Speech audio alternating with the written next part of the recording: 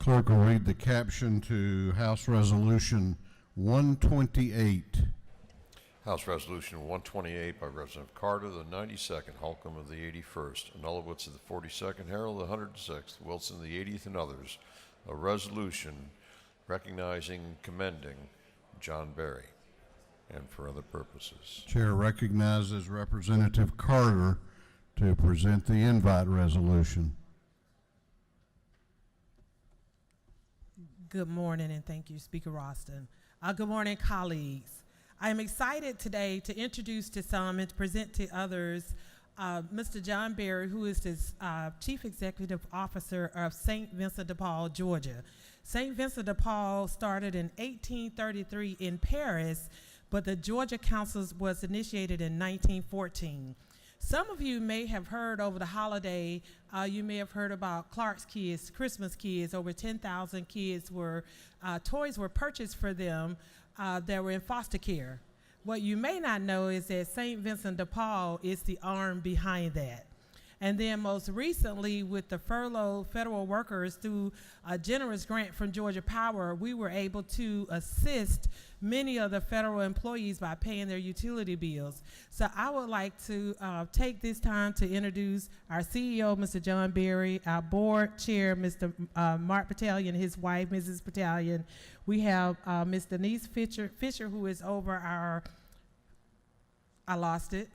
Voice for the Poor, and Amanda, the director of our Vincent service. If you would just give us a couple minutes, we're going to show you a quick video, and then we're going to let Mr. John Berry speak with you.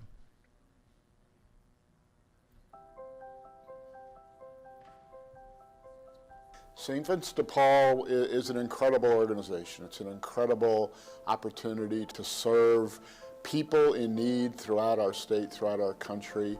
We're different than many other organizations because our whole existence is focused around human-to-human contact, person-to-person. People don't come to St. Vincent de Paul and come to a counter and a window and fill out a form and hand it through the window and then get a check or something back or a box of food. They sit with a human being who asks them, what is it that is making your life difficult right now and how can we help? That's what our volunteers do.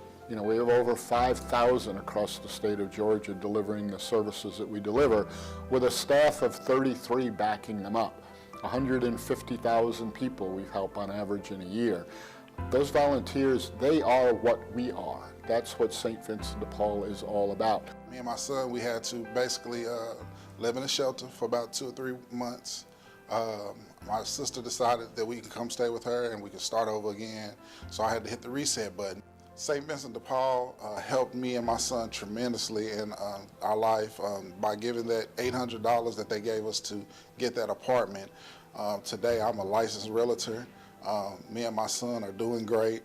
He's doing better in school. Because of that blessing from St. Vincent de Paul, I'm able to work with my team, and my team and I, we give back $250 to St. Vincent de Paul each closing that we get.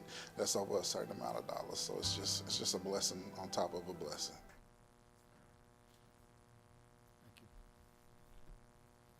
Mr. Speaker, members of the House, I want to take this opportunity to thank you for honoring us and allowing me to say a few words to you. As Doreen mentioned, we have operated in the state of Georgia actually since 1903, and for the last 116 years, from Blairsville to Brunswick and from Lake Hartwell to LaGrange, we've supported the needs of our fellow Georgians, not only taking them to stability, but helping them get onto the road to self-sufficiency. Our 5,000 plus volunteers, inspired by their gospel values, go out and visit with people in their homes and help us help them. Our main goals are to prevent homelessness, fight hunger, and help change lives for the better. So thank you for the honor today, and we look forward to your continued support.